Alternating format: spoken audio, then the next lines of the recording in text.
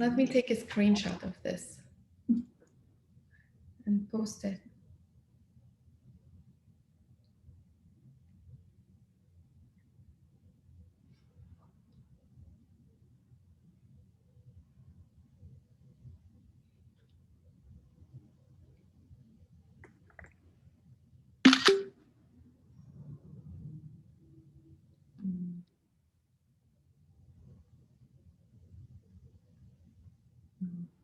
Okay.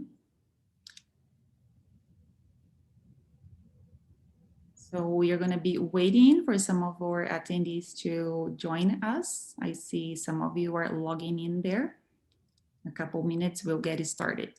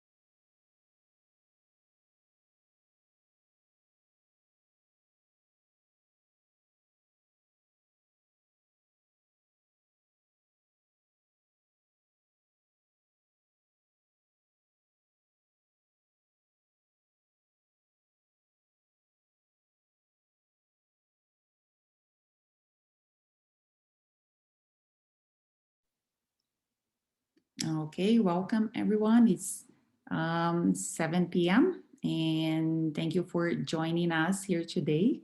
We are, some of you still joining and we are gonna get started here.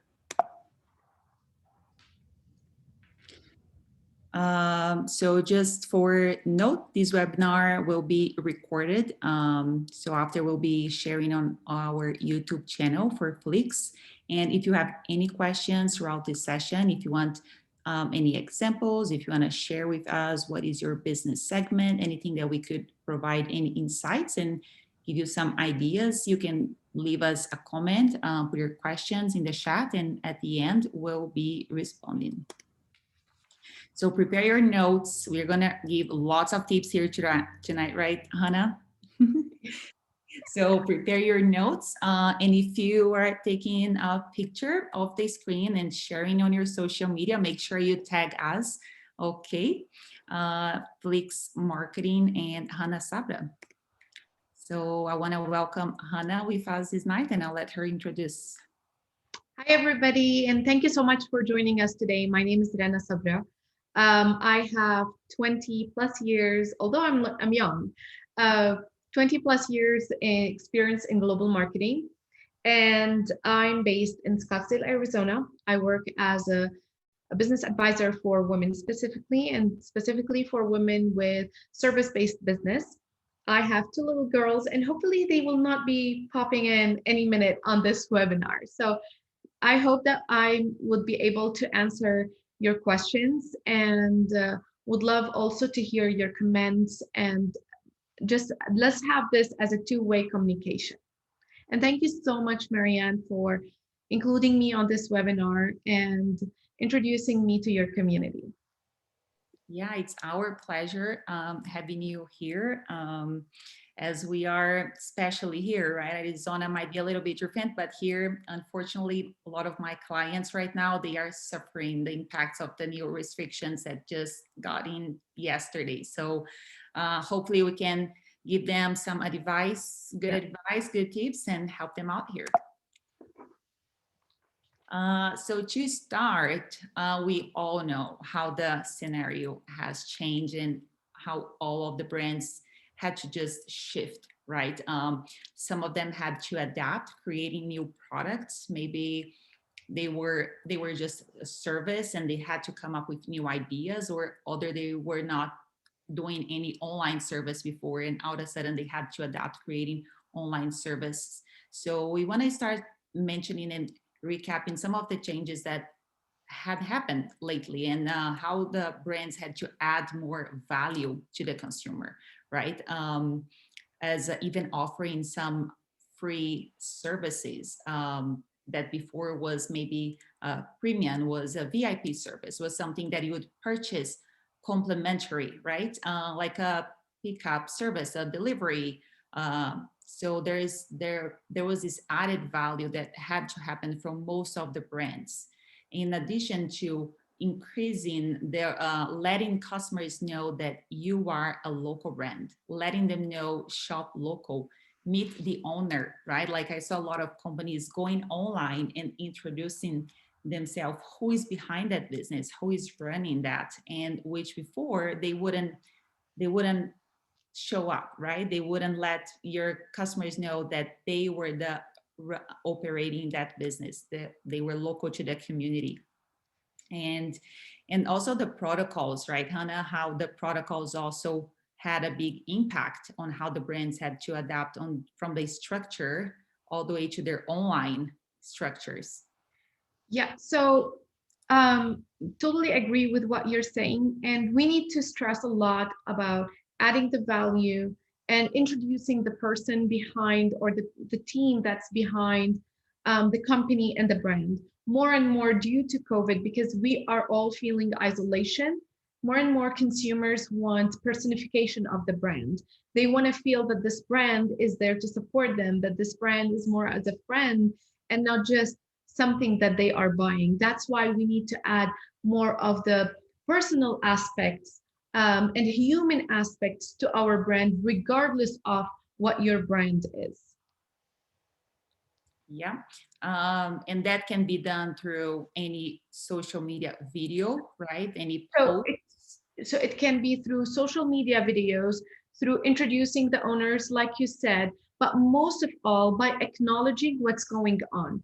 Any brand that is living in a bubble or ignoring what people are going through, it doesn't mean that the brand has to be a lot of drama and talking negative and all of that, but just acknowledge it. Say, I'm in this with you. I feel what you're going through, and we're going to get through this together.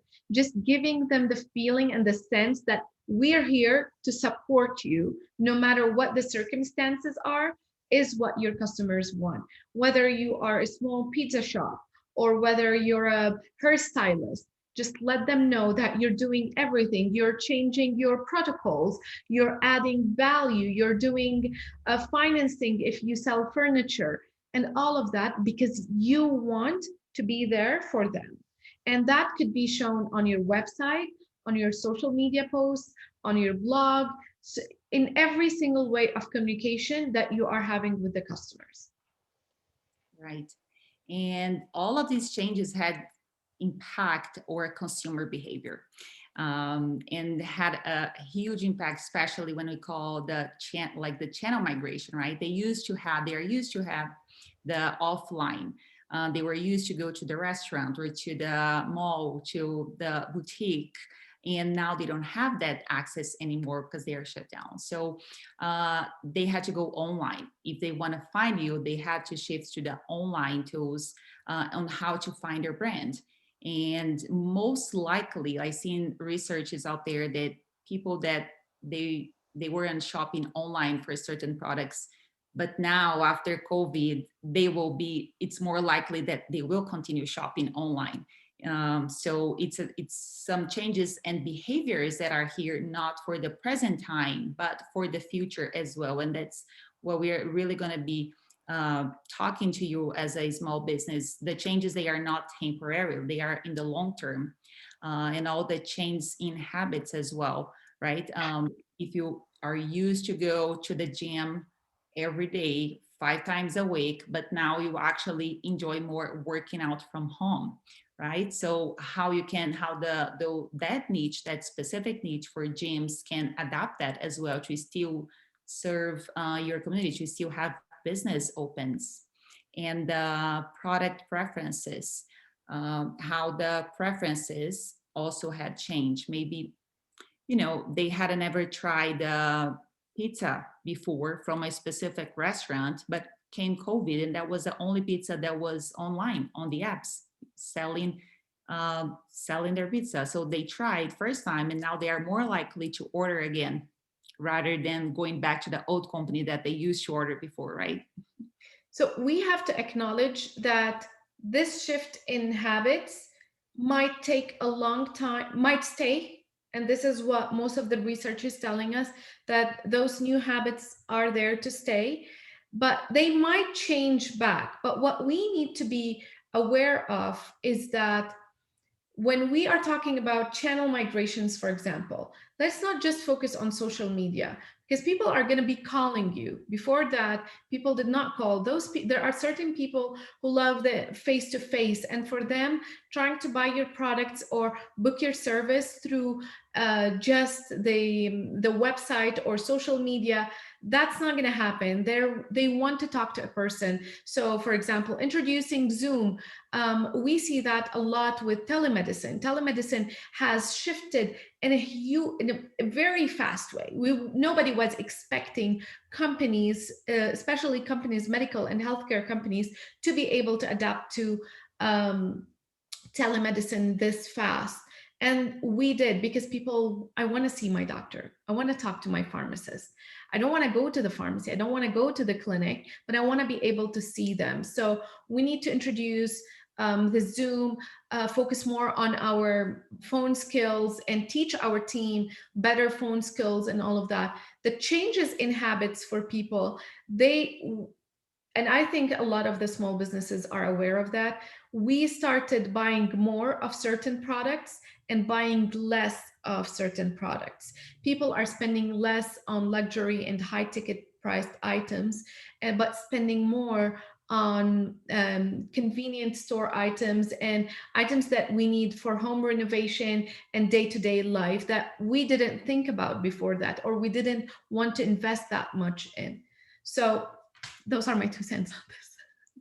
Yeah, no, thank you for collaborating, and just like you said, thinking on the ways to keep in touch with the client, because not everything, I like to say that for some clients that I have at the agency, sometimes they come and they think everything it's about online. I need a website and I need social media and all my problems will be done, like I'll have sales. And no, it's not like that. You still have to network, no matter if you are online or offline. The engagement, the process, it's really important. Yes, and especially that by the end of the day, we're still human beings. We want that interaction. Yes, influencers are taking over social media and they are able to connect with millions of people through social media, but they are not the rule. There are the exceptions. So they are the 2% or the 1% of the businesses that is able to create that much impact and that much sales just through social media. Right. And then what are the customers, the consumers, they are expecting, right? They want a new experience with all these changes and all these new behaviors. I remember a lot last year when COVID hit it, a lot of companies would use the slogan, "We are in this together." But now consumers don't really want to hear that from you. They still want to know that you are together. Like Hannah said, you acknowledge the situation. But if you are not selling online now, if you just say, I don't sell online yet, sorry, I mean, they just go somewhere else. So we got to think and act, because we are in this together. You already had a year to adapt. Or if not, don't wait anymore. Now it's the time to strategize. And in COVID, it's becoming more and more easy for consumers to switch. The loyal level of loyalty is a little bit decreasing because I'm spending more time online and I'm able to look at other options faster and actually invest the time and energy in choosing other options if you are not available. Mm-hmm. And then how we are going to do this, it's actually a step by step that we put it together for you here watching us today. And we really want you to take those notes and think on your business after and take a moment to meditate on the whole strategy. And the first thing would be review your business. You know, what is your business vision? Don't jump into work in one area, which is the marketing, without analyzing your whole structure before. What, you know, are there on the other areas that you need to adapt? And what is your business model? Are you a, we call it B2B or a B2C? Are you serving mostly businesses, or you are serving the final consumer? Because that also will have to adapt with your strategy. And what is your vision for now and in 5 years? Not only from a marketing perspective, but for your business, right? And then after, how your consumer will experience your brand, Hannah. So how do you want, so if I'm a small business and I sell, let's say I'm a gift shop, a small gift shop business, and consumers like to come to my shop because I can guide them through the different options that they have, understand exactly who they are gifting the item for, and then give them the different options. So there has been a couple of examples where those small businesses very it's a, I don't want to say it's a basic, but I want to say that it doesn't cost money. They start a Google form and they would put all the questions that they would actually ask the customers when the customers come in, and share it with the clients. And then they would schedule a Zoom meeting with the clients so that they already have the questions. They already have a set of 3 or 4 items for them, and share those 3 to 4 items with them over Zoom, and then ship the product to them or to whoever they're gifting it to. So there are so many different ways that we can introduce that experience, in-house experience with our customers. So another way that's a little bit more expensive, which is the virtual reality. Give people a tour, and this has been very popular among real estate, because especially for us in Arizona, because we have a lot of people coming from California and New York moving into Arizona, and at the same time there was the lockdown. So the real estate agents, what they did videos, and they just prepared a virtual reality experience that they would share with clients who are interested in the property.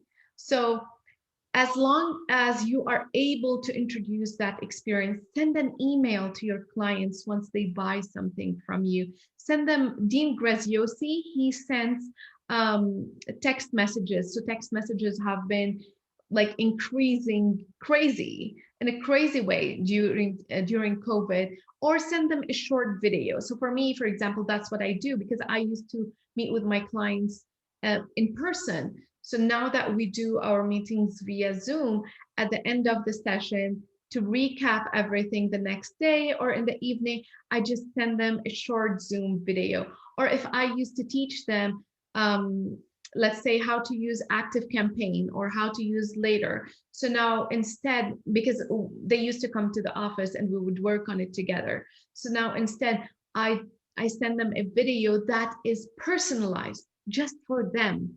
Just make sure that whatever you are doing, add to it that personification again. So I would say, hi, Marianne, was nice talking to you today. And then I start the video instead of having a mass video that goes to everyone. Yeah, I love that strategy where you customize, like you personalize what you are to your client. I worked with a brand before where we would send we got the sales teams to actually send postcards to their consumers. So each salesperson from the was a retail store, they would have a CRM, right? A guest book where they would customer book with their client phone number and address, all the information, and they would just write it by hand. It was, if you get your sales team about 10 people, 2 people, 3, split between everyone and have it written by hand and go and put in the postcard. I mean, they would come just to say thank you. And And the return on that was, some of them obviously they wouldn't purchase anything, but some of them would actually do, they would come to say thank you, and they would just get something from the new collection. So that is really important, creating that. For sure, it's going to add value. Definitely. And then second, we will want to bring here, it's do a SWOT analysis. And some of you might not be familiar with the tool and the technique, how to do it, but mostly you got to analyze internally and externally. What are your strengths and weakness internally, and what are your external from your competitors, right? So how can you take advantage of your structure? So that goes even beyond the marketing itself. Maybe you have a really good structure, you have a good sales team, or you have certain product that it's really unique and none of your the competitors have, and or your weaknesses, right? You got to analyze that too, and also go into the external. What are the opportunities and threats that you feel it's out there? What your competitor is doing that can impact your business directly, or even government rules, new restrictions? What are the outside factors that are currently impacting your businesses? And then you would think, according to the marketing side, what are your internal assets that you have or you need to compete in this market?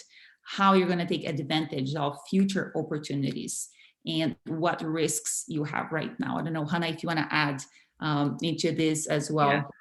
Yeah. So just to simplify how to create a SWOT analysis, because every small business, small or big or large business, we all need to have a SWOT analysis. And actually, it's even good to apply SWOT analysis on our personal brand, on us as business owners and entrepreneurs.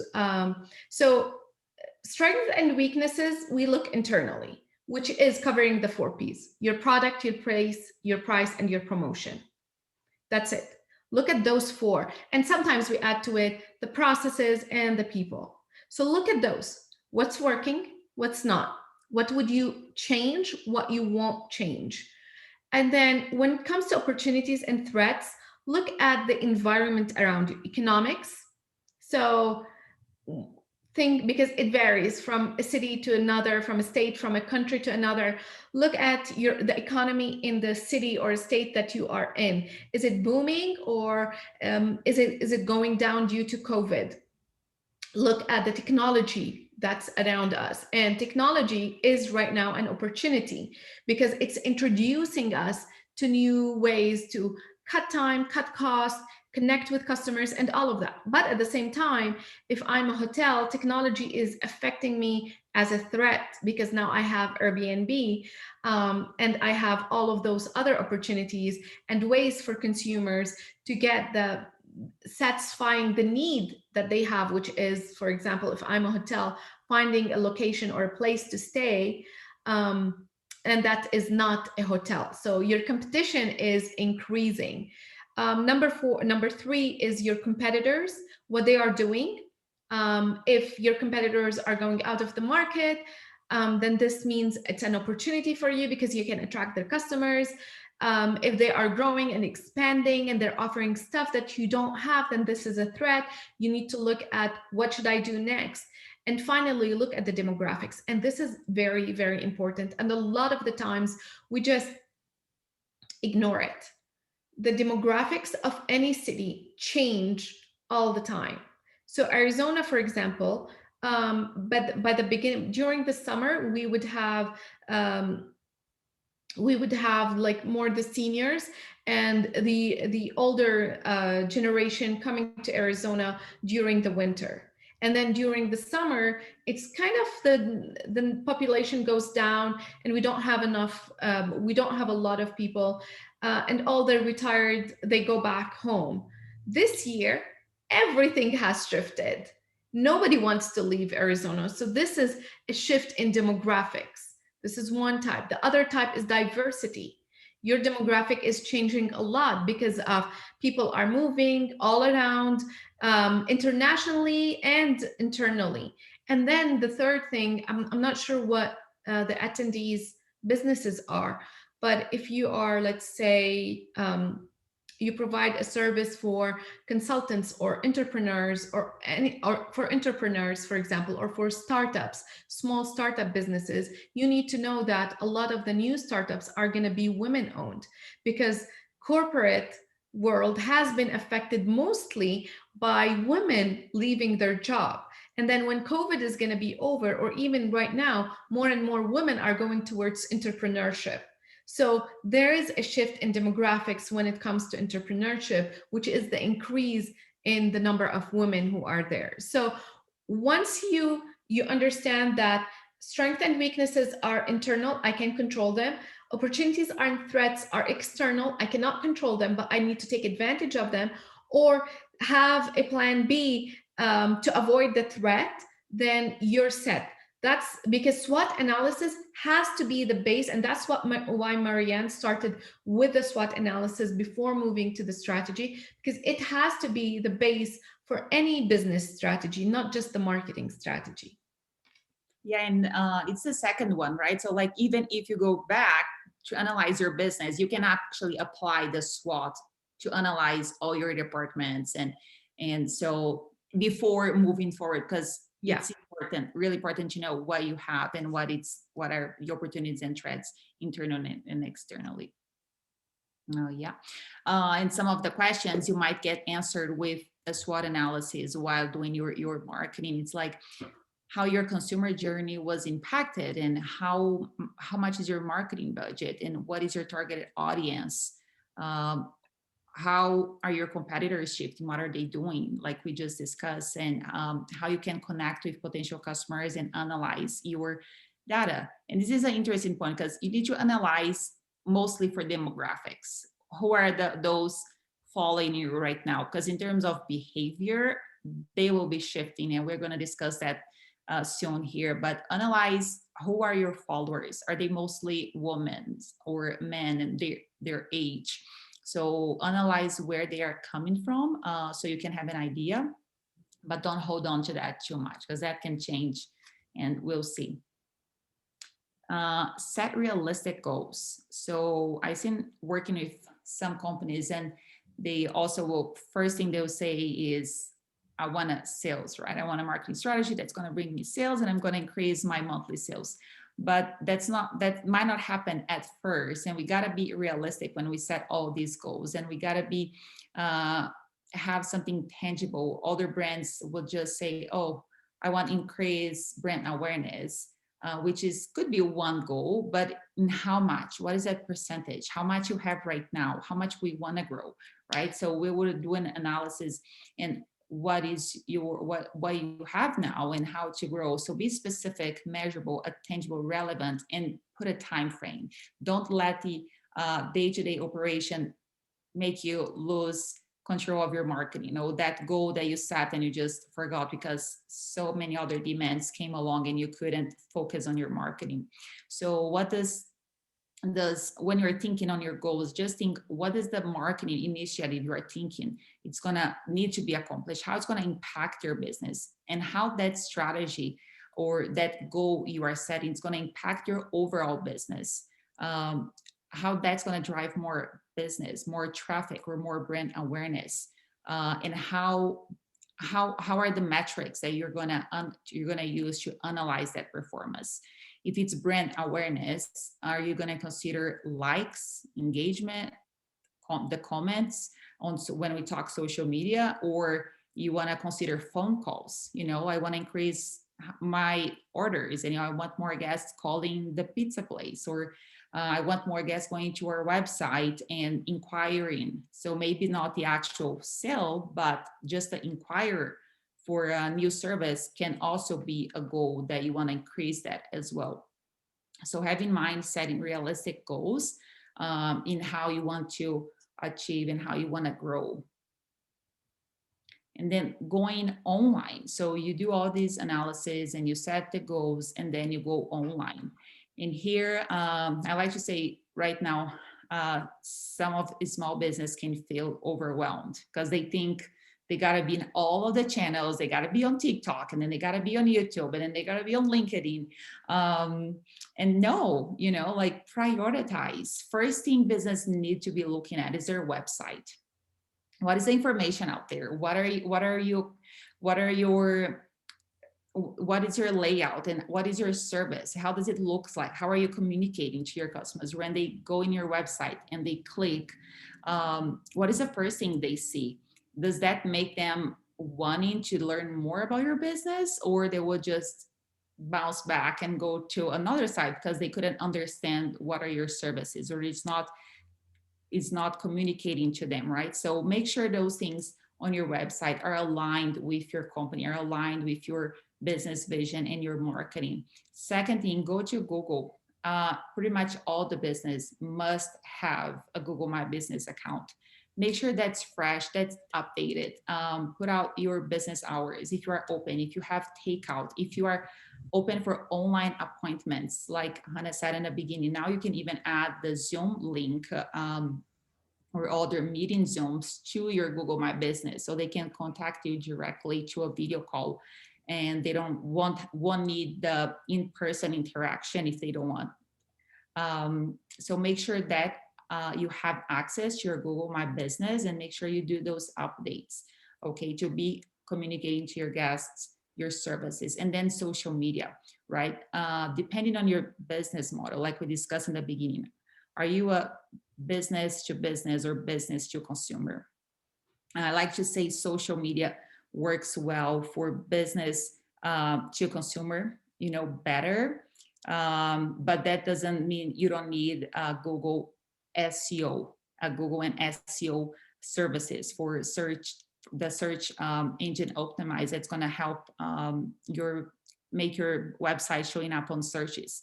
But on social media, you can be more creative. You can do partnerships. You can partner with a local business. You can partner with a local influencer. You can partner with someone in order to gain more awareness and visibility. And it's harder to do only with SEO, and that has a cost as well. So it's going to depend, again, going back to the first strategy, how much is your budget for marketing, right? And then from here, it's where you're going to decide where you are going to be, which social medias are going to be, which services you want for your website. So all depends on what you're going to get on the first section. And don't get how can I say, like, overwhelmed thinking that you got to have a strategy for every channel.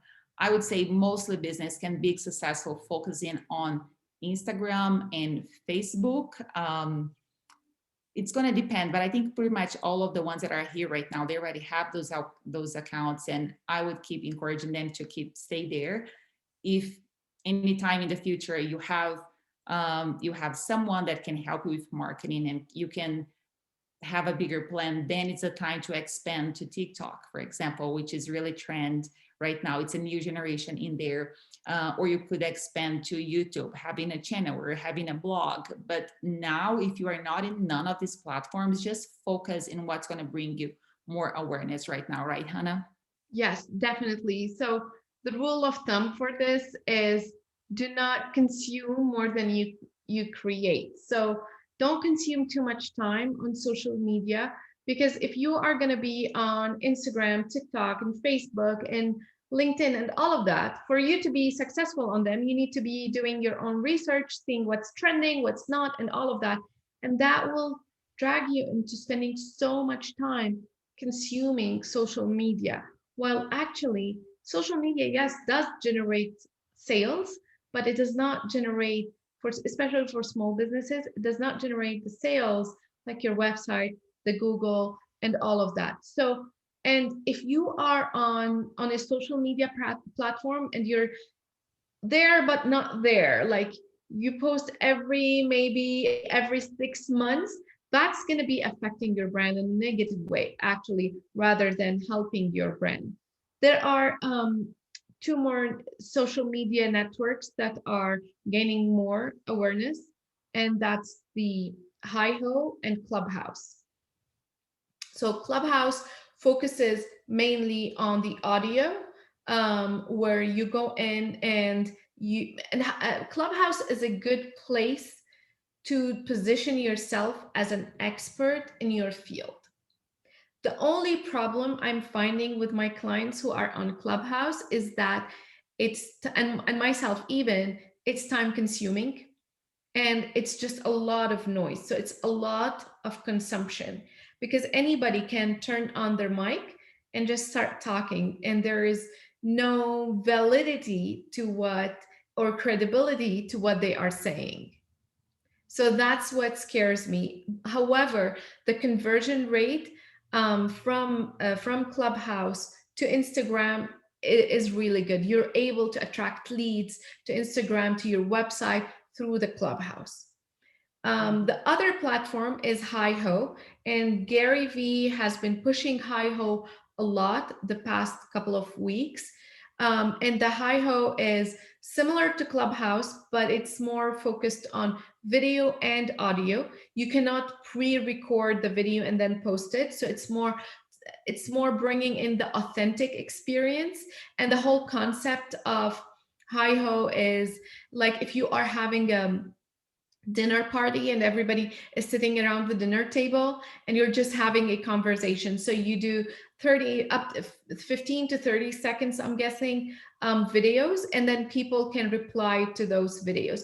It's pretty interesting, it's new, but also the same thing. Just be aware on how much time you're spending on your social media. I would personally prefer if you spend time networking, like Marianne said at the beginning, connecting with your customers, or finding other ways to grow your business and improve your business. Definitely, you have to be on social media, but social media is not your business. Unless you are an influencer or a blogger, then yes, social media is your business. Otherwise, your business is your business. That's what's going to generate profits and bring you money at the end of the day. Yeah. And then, like we were just saying, explore these different networks that are there. And Hannah just mentioned two good ones. I would say, like she said, be aware, and depends. Like if you are a pizza restaurant, like you are a restaurant or a pizza shop or a steakhouse, or I don't see how you can. I think you'd lose time going to. No, I just the one you just said. I forgot the name now. The HiHo. No, So the other oh, the the Clubhouse. club, Yeah. yeah. Yeah, but for example, if you are a small pizza restaurant and you go on HiHo, Mhm. I would definitely do a short video and ask people, what's your favorite topping on pizza? And then they would send. And then you would just share, for example, another conversation with them would be, do you know that if you use, I don't know, I'm really bad at cooking and baking, but do you know if you use this kind of cheese with your pizza, it would be awesome, and stuff like that. Or ask people, for example, when do you prefer to have your pizza? When you have friends over, or when you're watching a movie by yourself? So actually, HiHo has been more targeting the age group of, I want to say, 25 and older, whereas Clubhouse is a mix. It's just a mix. It was a hype. Everybody wanted to be on Clubhouse. Now I'm not sure. Like I know a lot of my clients, they just pulled out. They're like, we can't keep up. TikTok is more for the younger generation, and with TikTok, a lot of the businesses are trying to, especially so for example, if you're a CPA and you go on TikTok, you can have as many, like a little bit of videos there. How much content are you going to be able, because you don't have the time to Yeah. create all of those videos. If you have 3 to 4 hours a week to create videos, then amen, go ahead, do it. Personally, I try. It's hard. Yeah. And it's like the other thing too, I feel like on Instagram, you have the same feature as well. Like you can go live and you can also interact through the comments. So I think before jumping into when you downloaded one more app and jumping into a new platform and trying to create a new following there, ask yourself, are you going to be active? Do you actually have a strategy? Before download, just research about the app and think, because engaging you can engage on Instagram on the lives, for example. So don't just download because it's trend, but actually have a strategy if you are And going to an app. I'm sorry to interrupt, Marianne, but there is one important thing. Almost all of the social media platforms, if you Google, you will be able to find a breakdown of their demographics. So age, gender, location, and all of that. Mhm. So instead of going somewhere and then bringing your clients to you, find where your clients are. So if let's say I'm a hairstylist and my target audience is younger women, teenage girls and high school girls, then I should be on TikTok. I shouldn't be on Facebook because they're not on Facebook anymore. So just try to find where your audience is, your ideal client. Where are they? What language they are speaking? Because the language that you speak on TikTok is different than the language you speak on LinkedIn, for example. They're completely opposite language. They are completely opposite ways of creating content. So find out where they are and go to them because they're never going to come to you. Consumers have shifted. They have so many opportunities. Yes, so there was this research released a couple of months ago. So yes, we are spending more time on social media. However, we're not diversifying our time spent on social media. So we're more, if I love Instagram, I'm just on Instagram. I'm not using, because people are overwhelmed. COVID has led us to feel the overwhelm of everything. We want everybody in all of the things that we are doing, we want simplification. That's it. So I want a simpler life. And we see that in the trends of what people are buying and how people are renovating their homes and all of that. Everything is going more towards minimalist, towards simplification, and all of that. So I want a simpler life. I want simpler relationships with the people around me. Haven't you noticed like how sometimes you just want friends and family and colleagues who are easy to go with, easy to have a conversation with. And at the same time, that's also, social media is a reflection of our life. So we want to be in a place where we connect on a personal level with our friends, with the brands we love, but at the same time we want to do it simply, in a simple way. Yeah, and I like that because that brings us to some of these apps that I mentioned here. And I don't know if you know, but Nextdoor is pretty big in the US. And that's how I came across at first. I used it in California and Arizona when I was there.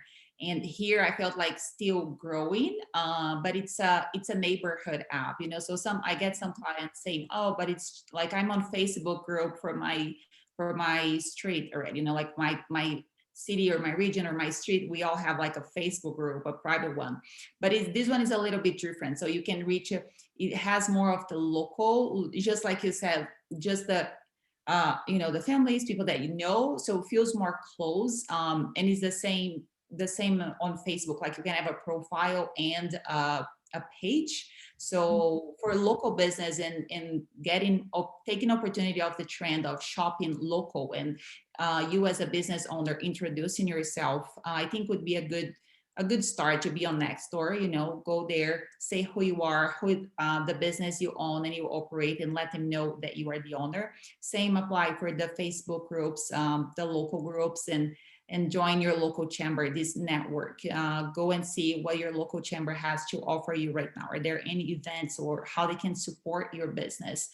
Try to diversify your network connections, and don't be holding only to the main social medias, or not only to the online strategies. Go to the offline as well, and be creative and Definitely. communicate. Communicate, right? Because you are out there, but like you said, like you post every 6 months, or you are not active, or I don't know, restrictions changed yesterday, and I want to, I'm not sure if how can I get something that I ordered and I was going to pick up on the store, but now it's closed and I can't go to the store and I can't find you online, or when I search for you on Google, it's not saying that you are open for pickup only. So communicate to your customer. Make sure you have the Google My Business updated and on your social media as well. Don't get don't think that you are posting too much information like every week, saying, especially here right now, in Canada, especially in Alberta, that restrictions are changing every week. So basically every week you got to let your customers know if that's going to affect you, or if your patio is still open, or if it's going to be closed, and what is the phone number, what is the email, how they can reach out to you, giving them other channels to communicate, and be creative, right? When we say this, some companies, they are just shy to go online, or they don't want to go, or they think they cannot do it. But do it on your way. Have a strategy and do it on your way. Don't wait until you have agency or a video maker, a video production that can come in and record a video for you. You can still do it with the tools that you have, and still get noticeable, right? Definitely. Just keep it simple. And keep it simple. Yeah, keep it simple. And the final big strategy. So to wrap all this up, you need to take advantage of COVID. COVID has hit so many homes, so many families, broken so many hearts, and a lot of businesses have been affected. So if you are still there, or if you want to get started right now, just take advantage of COVID. The first way is to expand your market. COVID has pushed us outside our comfort zone. So let's say I'm a marketing agency, right, Marianne? Yeah. And my comfort zone was to work with people in Arizona. But because of COVID, I expanded my market. Now I'm talking to people in Australia. Yeah, I'm talking to people all over the world. So expand your market. Look for target audience that you never thought you would be working with, because your prices were expensive for them, or because of location, whatever it is. Just expand. The world is your market today, because everybody is expecting from you to be online and to be able to serve them online. There was this small sweets shop that was in Beirut, and I used to love this place. And during COVID, everything shut down. And now he has a small store in the United States, shipping all over the world. So use that. Okay. The second thing is use new ways for delivery. Curbside pickup. If you are a personal trainer, or if you have a gym, use an app. There are tons of templates for apps that you can use, where you can upload the videos, create memberships for your clients. For that, use the Zoom. So find different ways to connect with them and to deliver whatever you have. So Sephora now, because you can no longer try the makeup on your face, so now they have their app where you can try the shades. And also when you go into the store, because the store is opened here, when you go into the store, they have this plexi where you put the foundation or the color on the plexi, and then put the plexi next to your face, so you would see if it would match or not, and then they would sanitize that. So there are different ways that we can deliver our service and our product to our customers, even during COVID. The third thing, which is very important, and I see a lot of small businesses and not connecting with the customers. And when I say connecting with the customers, it's not just what Marianne has mentioned about being on social media and all of that. But let's say you started a curbside pickup service. Communicate with that through emails. People are forgetting about the importance of an email, and we're just focusing on Facebook and Instagram. Whereas the conversion rate of a lead through email is much higher than a lead through Instagram. So tell them what's going on. Tell them what you're going through. Share with them, to keep them updated about your new policies, hiring someone new, introducing new technology, having a new way to deliver, and all of that. The fourth point is use the time of COVID to learn new skills. Marianne just mentioned that you can do the videos yourself if you don't have the budget, or if there are restrictions to hiring someone to come do videography. Learn any skill that you wanted to learn. introduce new skills to your team, teach them something. For example, I have one of my clients, she's in the food and beverage industry. She started experimenting with her team on new recipes during COVID because their small restaurant was shut down, so they needed a new way to connect with each other. So they would all be cooking and trying new recipes at home, but they also shared some of those videos on social media, through email and all of that, just to tell their customers, we're here, we didn't stop, we're thinking of you. We're working to better serve you when things get better. Okay. And finally, design a flexible strategy. Today, we know that consumers want simple things. They want things on the spot, quicker, and all of that. Tomorrow, we don't know, because COVID is not only affecting our physical status, it's also affecting our mental status. So your consumers, we don't know how they are going to behave once COVID is over. So create a business strategy when all of this is over and consumers shift their mindset. You are able to shift with them. The same way you were able to shift because of COVID, try to shift when COVID is over if you needed to. That's it. Yeah. Have those points, follow those points, and you're good for success. Take notes and put it in front of you on your computer. Yeah. Well, so now if we're gonna open, I'll stop share here. We're gonna open for questions. I see some of my clients here, and thank you for joining us. And if you wanna say if you wanna ask anything for us as we are here, feel free to send us there in the chat. There's the questions button as well. So somehow I see here, they are in the food industry.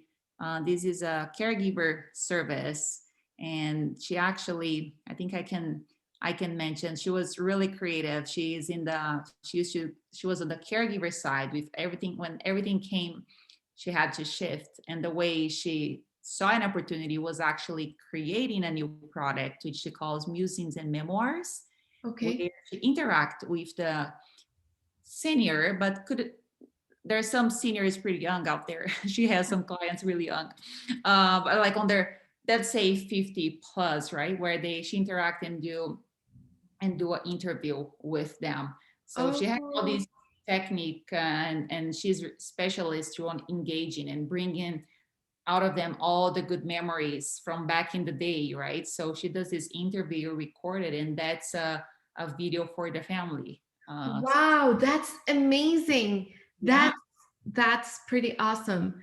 And how are you promoting this?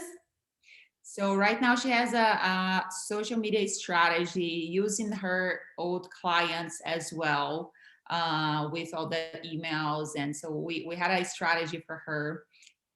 Yeah, she's even commenting there with musics and photos and even other interviews. Yeah, that's right. She does interviews with other family members as well. That's awesome.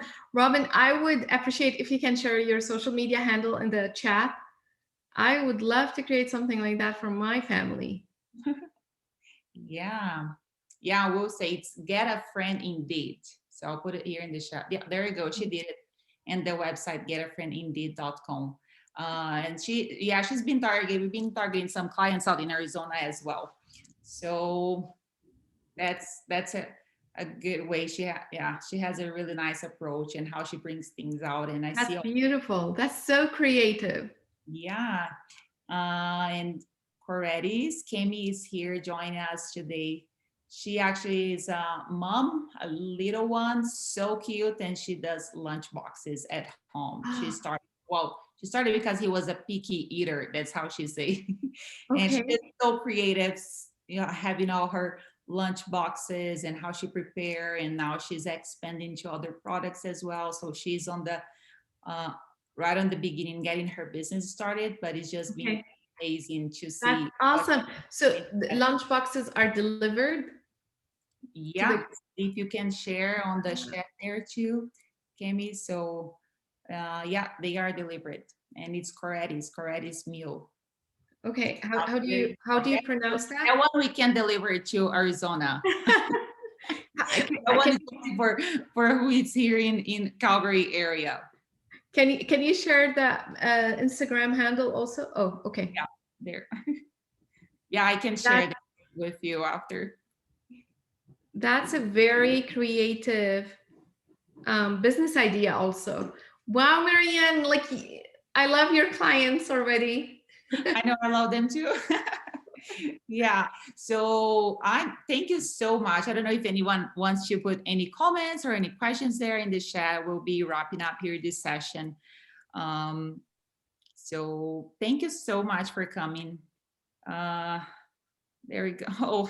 Yeah, she's awesome. Product's good, that's why. So yeah, thank you for coming here and speaking to our audience. Up here, we are really feeling all the impacts of the COVID, and I think bringing some like fresh ideas and fresh insights was really helpful. And yeah, Thank you so much for having me. It was such a pleasure talking to you about all of the changes that are going to be happening during COVID. And hopefully we'll have another session, but after COVID is over. So to see what's post-COVID, what we will be doing. Yeah. Thank you so much. Okay. Good night, everybody. Thank you everyone for attending. Thank you, everybody. Bye. Bye-bye.